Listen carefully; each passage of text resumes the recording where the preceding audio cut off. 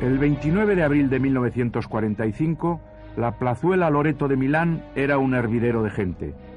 Todos esperaban que sucediera algo extraordinario. Y el gran acontecimiento, un acontecimiento macabro, se produjo cuando un camión de mudanzas, conducido por partisanos, apareció junto a la gasolinera y arrojó varios cadáveres al suelo. Entre ellos estaban los cuerpos de Benito Mussolini y de su amante Clara Petacci.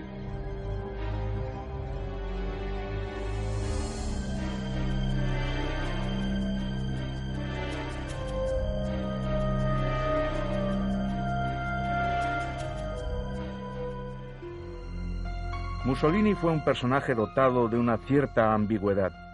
Educado en el ambiente apasionado de la Europa socialista, deseoso en su juventud de construir un mundo solidario y combativo frente al capitalismo, antimilitarista convencido en su primera época, llegó a ser un verdadero tirano y a crear un sistema belicista adornado por una mitología levantada sobre el culto de la muerte, sobre las calaveras, los cementerios y los lutos.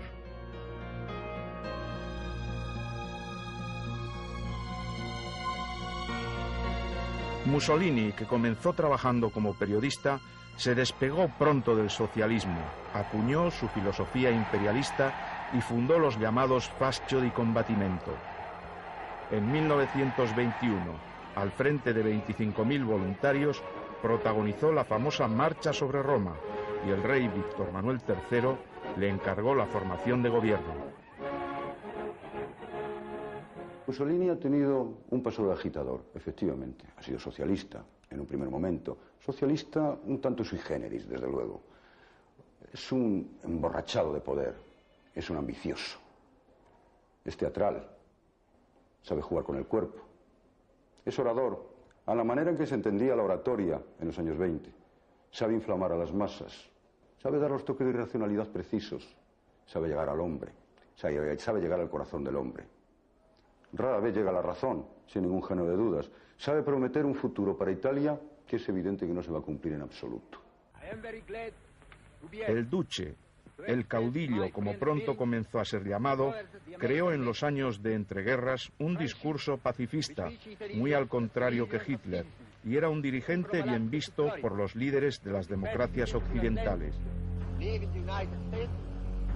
La aventura africana, cuando se lanzó a la conquista de Abisinia con el empleo de gases y bombas incendiarias, levantó sospechas sobre sus intenciones, pero la pronta victoria de sus tropas hizo que aquello se olvidara pronto.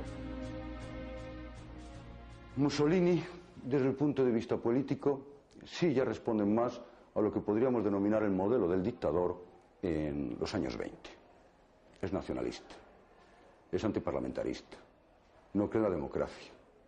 Hace un culto de la participación del Estado de forma distinta, como lo hace Hitler, sin duda. Apenas es antisemita.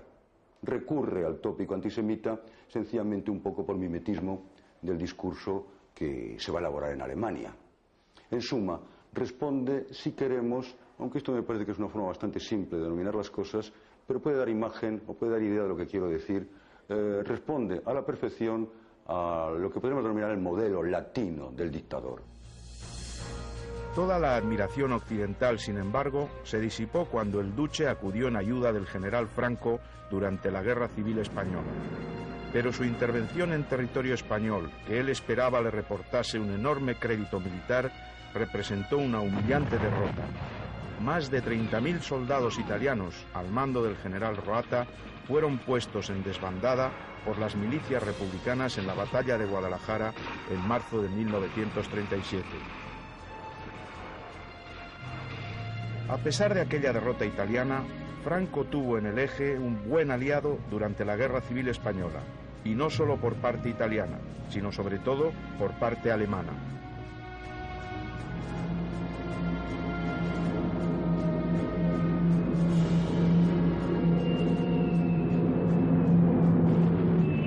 El bombardeo de Guernica, considerado por algunos historiadores como el primer acto de la Segunda Guerra Mundial, fue la acción de guerra más destructiva protagonizada por la Legión Cóndor alemana. El 26 de abril de 1937, 43 aviones, de los que 15 eran italianos, bombardearon y redujeron a escombros la pequeña ciudad, alma del nacionalismo del pueblo vasco, matando a un elevado número de personas, en su gran mayoría civiles.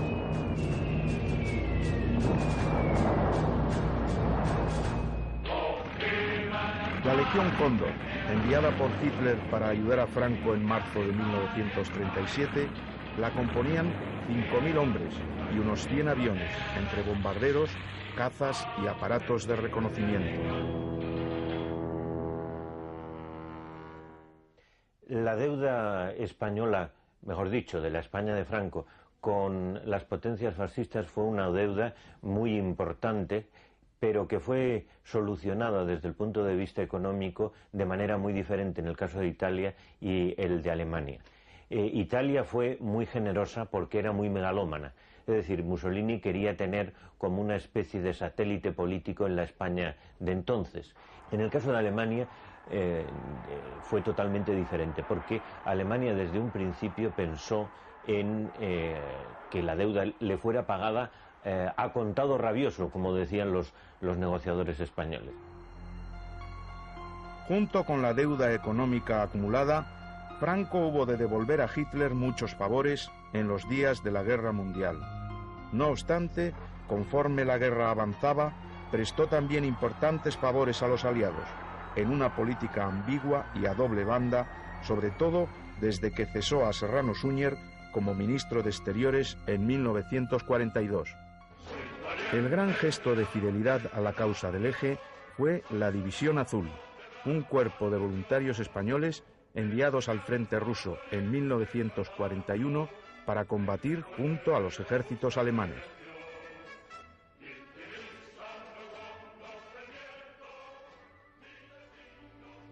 Arturo Espinosa Poveda, que hoy tiene 74 años de edad, era un joven falangista de Valdepeñas cuando Serrano Suñer, a la voz de Rusia es culpable, abrió el banderín de enganche para la División Azul.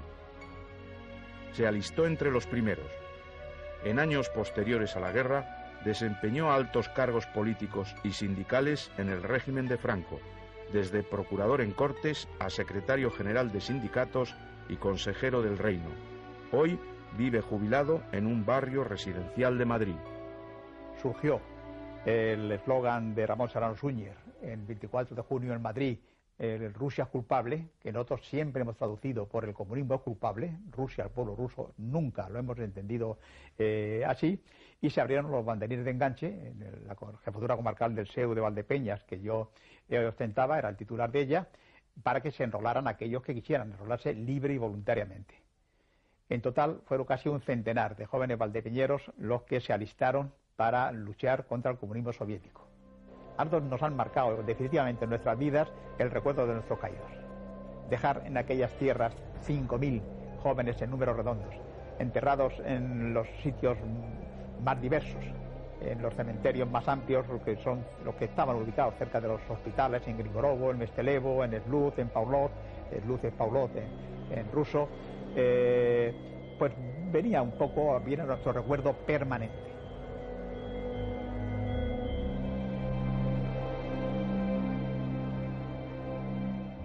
Desde los primeros días de la Guerra Mundial, casi todas las acciones bélicas italianas concluían en fracasos estrepitosos. Así sucedió en Francia, donde 3 ejércitos italianos, lanzados en el sur en apoyo del avance alemán, fueron detenidos por solo 3 divisiones francesas.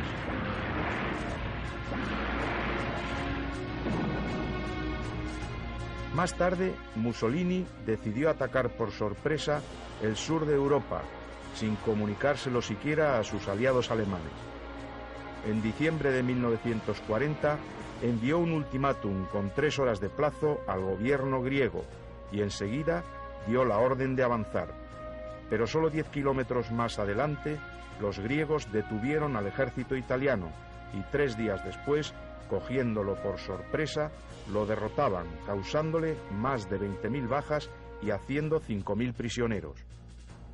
Mussolini, necesitado de victorias, había decidido al mismo tiempo atacar África, y lanzó sus tropas a cruzar las fronteras de Libia con Egipto, con el objetivo de conquistar en poco tiempo la capital, El Cairo.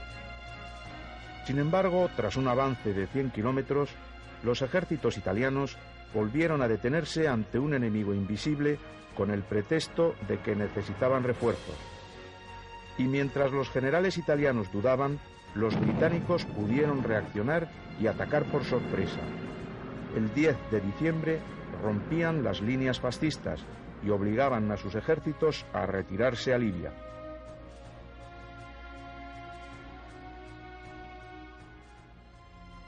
Los desastres en sus frentes mediterráneos convencieron a Mussolini de la necesidad de implicar a España en la guerra. El 12 de febrero de 1941, Franco y el Duce se encontraron en Bordighera. En la entrevista intentó convencer a Franco para que declarase la guerra a los aliados y tomase Gibraltar.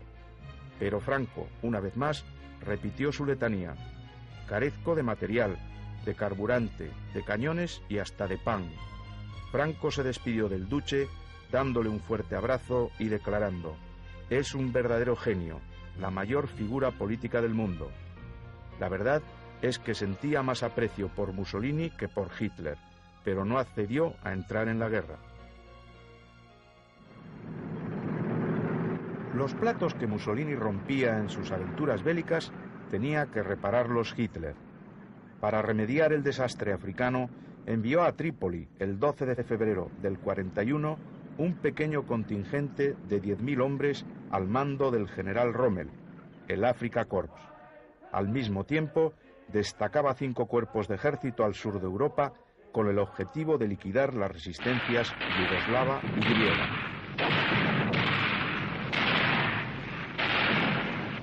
Entre abril y mayo, los éxitos alemanes se sucedieron de manera fulgurante.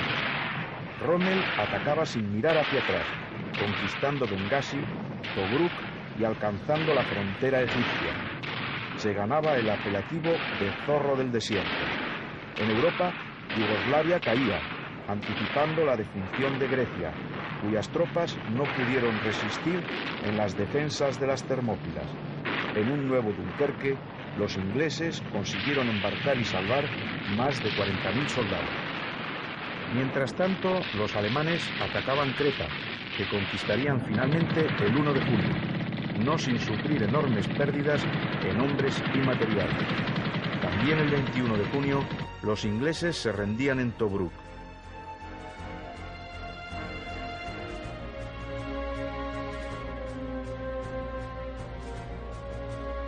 Rommel recibía su bastón de mariscal y avanzaba hacia el Alamein.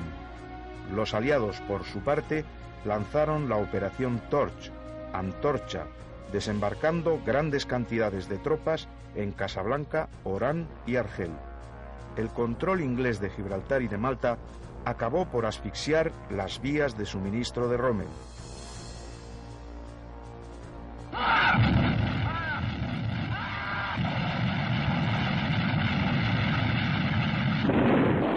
Las derrotas para el Eje se sucedieron en África los meses siguientes.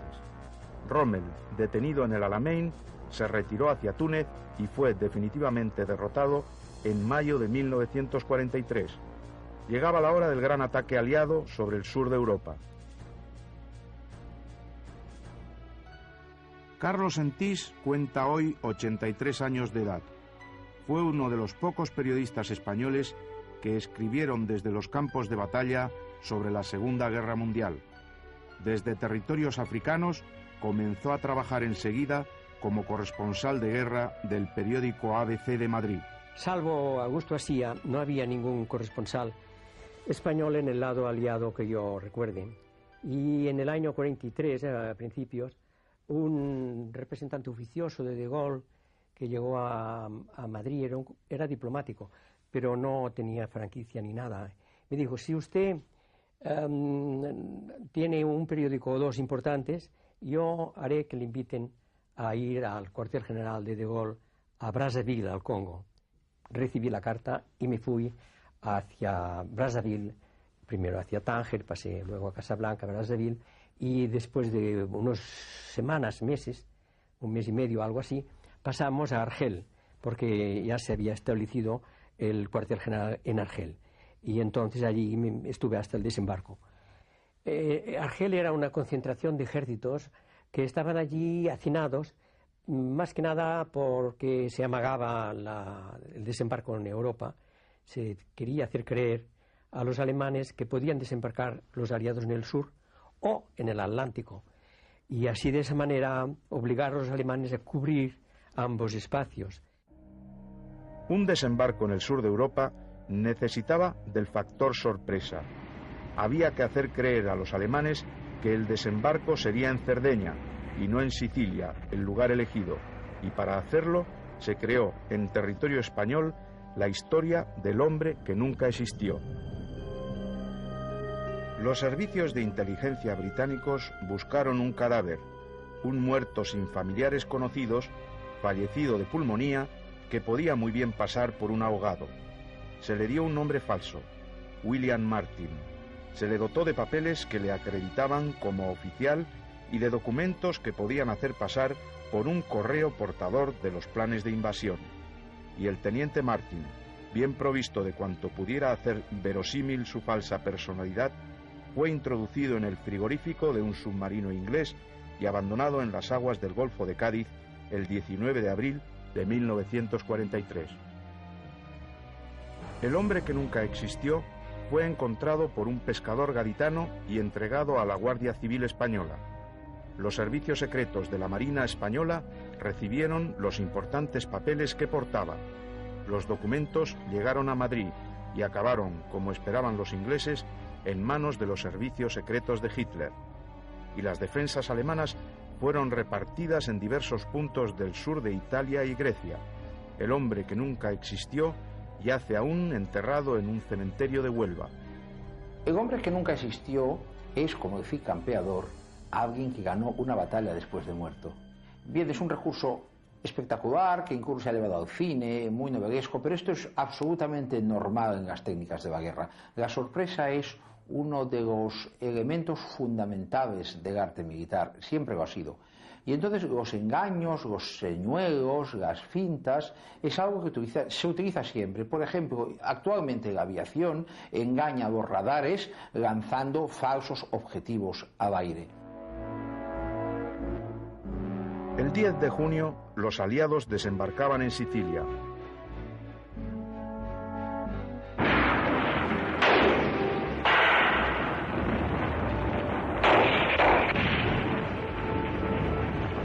Desde Sicilia, todos los caminos conducían ya a Roma.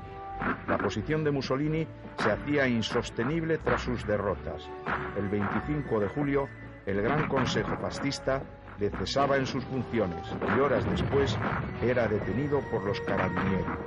Víctor Manuel III encargaba a Badoglio la formación de nuevo gobierno.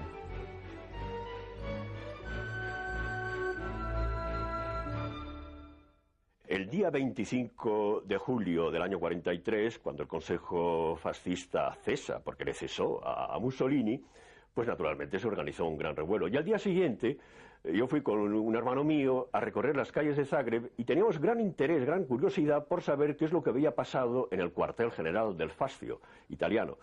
Y sorprendentemente nos encontramos que en el jardín que rodeaba el edificio, pues prácticamente estaba sembrado de camisas negras. Este es un dato curioso y divertido un poco de la mentalidad de los italianos con respecto al partido fascista. Durante los días siguientes, Mussolini fue trasladado de cárcel en cárcel hasta que se le internó en el refugio del Gran Sasso en Los Abruzos. Allí, en un audaz golpe de mano, los paracaidistas alemanes le liberaron el 12 de septiembre de 1943. Italia capitulaba el 9 de septiembre y las condiciones de su rendición se pactaron en Lisboa y Madrid. La Italia de Badoglio, ocupada por los ejércitos alemanes, entraba otra vez en guerra, pero esta vez del lado de los aliados, sus antiguos enemigos.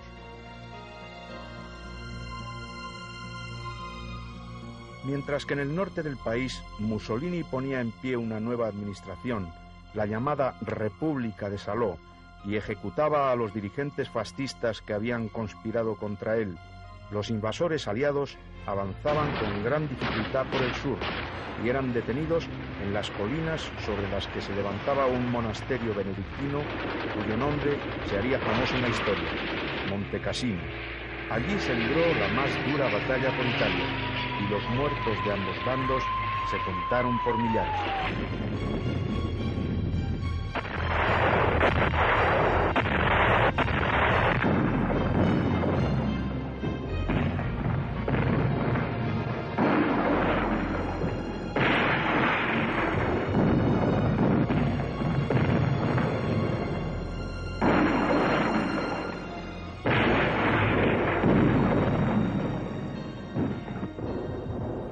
En abril de 1945, los aliados estaban en Génova y a punto de tomar Milán.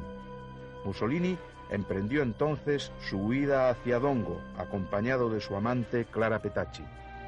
En Dongo, el día 27 de abril de 1945, el convoy era detenido por una columna de partisanos de la Brigada Garibaldi, y Mussolini y la Petacci, a pesar de su disfraz, eran reconocidos y detenidos por los guerrilleros. El duce y su amante fueron enviados al Piazzale Loreto de Milán, donde la multitud, enfurecida, pateó sus cuerpos y colgó sus cadáveres como las reses en un matadero.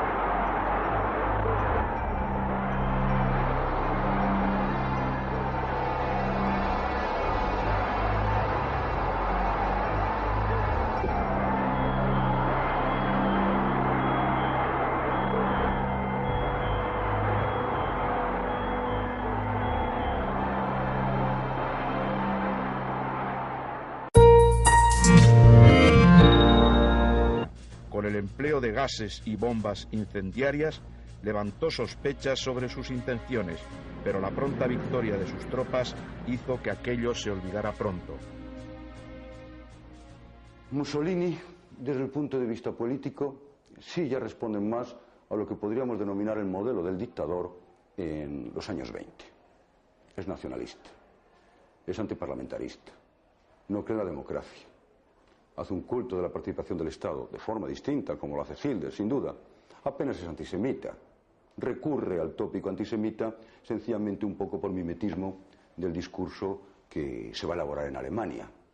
En suma, responde, si queremos, aunque esto me parece que es una forma bastante simple de denominar las cosas, pero puede dar imagen o puede dar idea de lo que quiero decir, responde a la perfección a lo que podemos denominar el modelo latino del dictador. Toda la admiración occidental, sin embargo, se disipó cuando el duce acudió en ayuda del general Franco durante la Guerra Civil Española. Pero su intervención en territorio español, que él esperaba le reportase un enorme crédito militar, representó una humillante derrota. Más de 30.000 soldados italianos, al mando del general Roata, fueron puestos en desbandada por las milicias republicanas en la batalla de Guadalajara en marzo de 1937.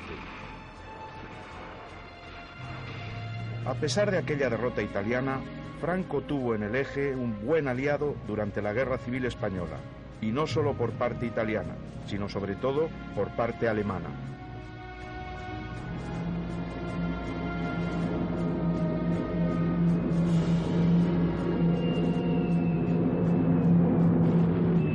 El bombardeo de Guernica, considerado por algunos historiadores como el primer acto de la Segunda Guerra Mundial, fue la acción de guerra más destructiva protagonizada por la Legión Cóndor alemana.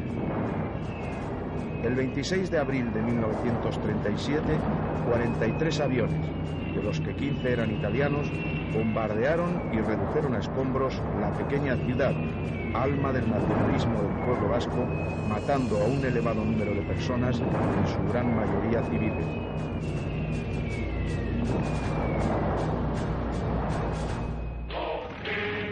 La Legión Cóndor, enviada por Hitler para ayudar a Franco en marzo de 1937, la componían 5.000 hombres y unos 100 aviones, entre bombarderos, cazas y aparatos de reconocimiento.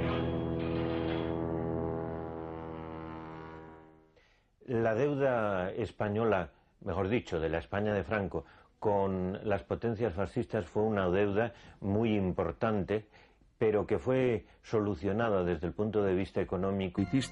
Adornado por una mitología levantada sobre el culto de la muerte, sobre las calaveras, los cementerios y los lutos.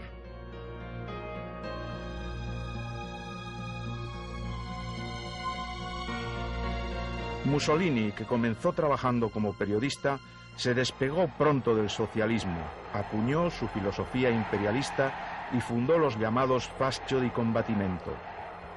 En 1921, al frente de 25.000 voluntarios, protagonizó la famosa Marcha sobre Roma y el rey Víctor Manuel III le encargó la formación de gobierno. Mussolini ha tenido un pasado de agitador, efectivamente. Ha sido socialista en un primer momento. Socialista un tanto sui generis, desde luego. Es un emborrachado de poder. Es un ambicioso. Es teatral. Sabe jugar con el cuerpo. Es orador, a la manera en que se entendía la oratoria en los años 20. Sabe inflamar a las masas. Sabe dar los toques de irracionalidad precisos. Sabe llegar al hombre. Sabe llegar al corazón del hombre. Rara vez llega a la razón, sin ningún género de dudas. Sabe prometer un futuro para Italia que es evidente que no se va a cumplir en absoluto. El duce, el caudillo, como pronto comenzó a ser llamado, creó en los años de entreguerras un discurso pacifista, muy al contrario que Hitler, y era un dirigente bien visto por los líderes de las democracias occidentales. La aventura africana, cuando se lanzó a la conquista de Abisinia con el empleo de gases y bombas incendiarias, levantó sospechas sobre sus intenciones, pero la pronta victoria de sus tropas hizo que aquello se olvidara pronto. Mussolini, desde el punto de vista político, sí ya responde más a lo que podríamos denominar el modelo del dictador en los años 20. Es nacionalista, es antiparlamentarista, no cree en la democracia. Hace un culto de la participación del Estado de forma distinta, como lo hace Hitler, sin duda. Apenas es antisemita. Recurre al tópico antisemita sencillamente un poco por mimetismo del discurso que se va a elaborar en Alemania. En suma, responde, si queremos, aunque esto me parece que es una forma bastante simple de denominar las cosas, pero puede dar imagen o puede dar idea de lo que quiero decir, responde a la perfección a lo que podemos denominar el modelo latino del dictador. Toda la admiración occidental, sin embargo, se disipó cuando el duce acudió en ayuda del general Franco durante la Guerra Civil Española. Pero su intervención en territorio español, que él esperaba le reportase un enorme crédito militar, representó una humillante derrota. Más de 30.000 soldados italianos al mando del general Reuter representó una humillante derrota. Más de 30.000 soldados italianos al mando del general Roata fueron puestos en desbandada por las milicias republicanas en la batalla de Guadalajara en marzo de 1937. A pesar de aquella derrota italiana, Franco tuvo en el Eje un buen aliado durante la Guerra Civil Española, y no solo por parte italiana, sino sobre todo por parte alemana.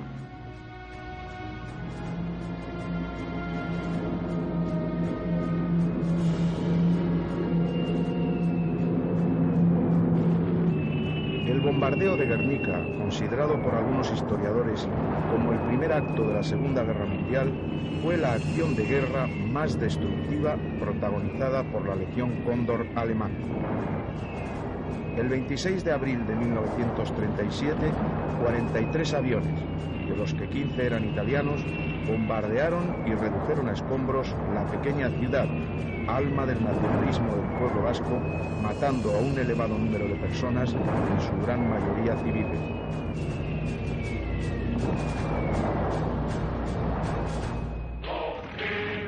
La Legión Cóndor, enviada por Hitler para ayudar a Franco en marzo de 1937, la componían 5.000 hombres y unos 100 aviones, entre bombarderos, cazas y aparatos de reconocimiento. La deuda española, mejor dicho, de la España de Franco, con las potencias fascistas fue una deuda muy importante, pero que fue solucionada desde el punto de vista económico de manera muy diferente en el caso de Italia y el de Alemania. Italia fue muy generosa porque era muy megalómana. Es decir, Mussolini quería tener como una especie de satélite político en la España de entonces. En el caso de Alemania fue totalmente diferente, porque Alemania desde un principio pensó en que la deuda le fuera pagada a contado rabioso, como decían los negociadores españoles. Junto con la deuda económica acumulada, Franco hubo de devolver a Hitler muchos favores en los días de la Guerra Mundial. No obstante, conforme la guerra avanzaba, prestó también importantes favores a los aliados, en una política ambigua y a doble banda, sobre todo desde que cesó a Serrano Suñer como ministro de Exteriores en 1942. El gran gesto de fidelidad a la causa del Eje fue la División Azul, un cuerpo de voluntarios españoles enviados al frente ruso en 1941 para combatir junto a los ejércitos alemanes. Mariscal y avanzaba hacia el Alamein. Los aliados, por su parte, lanzaron la Operación Torch, Antorcha, desembarcando grandes cantidades de tropas en Casablanca, Orán y Argel. El control inglés de Gibraltar y de Malta acabó por asfixiar las vías de suministro de Rommel.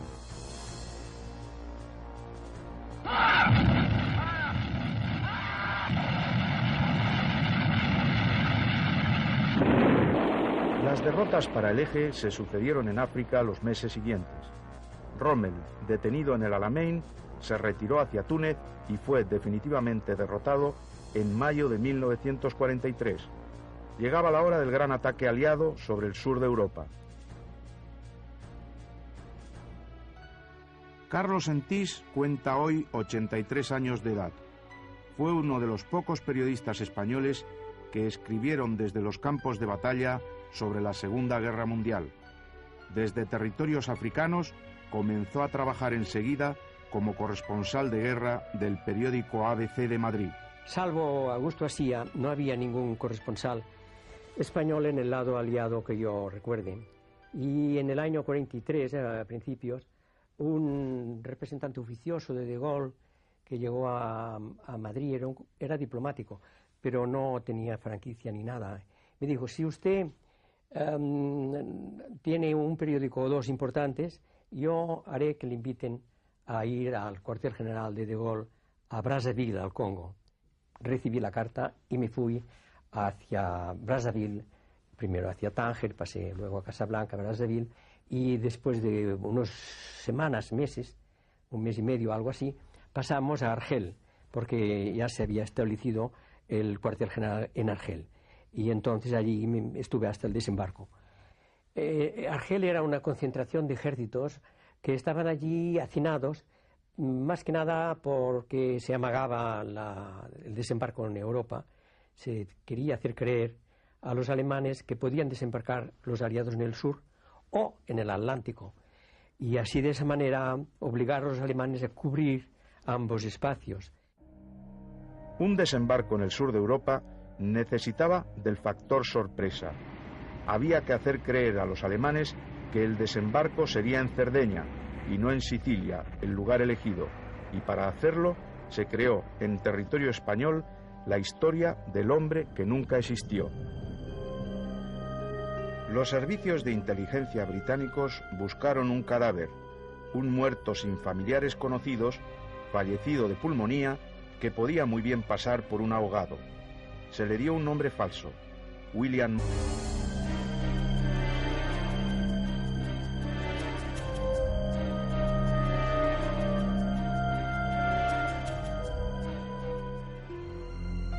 Mussolini fue un personaje dotado de una cierta ambigüedad.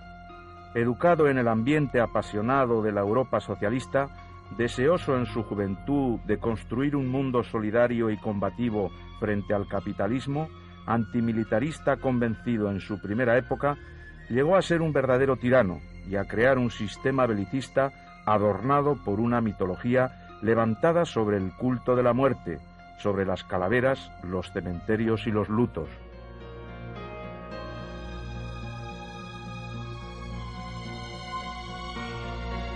Mussolini, que comenzó trabajando como periodista, se despegó pronto del socialismo, acuñó su filosofía imperialista y fundó los llamados Fascio di Combattimento.